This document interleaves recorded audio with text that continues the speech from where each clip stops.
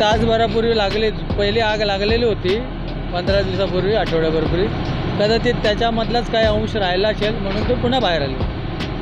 तासभरात आटोक्यात येऊन जाईल. पूर्वी आग लागलेली होती ते, त्याच्यामुळे आतमध्ये आग राहिलेली असेल, तीच आग बाहेर आली आता. कारण आता उष्णता आहे, उष्णतेमुळे पण लागू शकते. किती वेळ लागेल? 1 तास 1.5 तासात पूर्ण होऊन जाईल.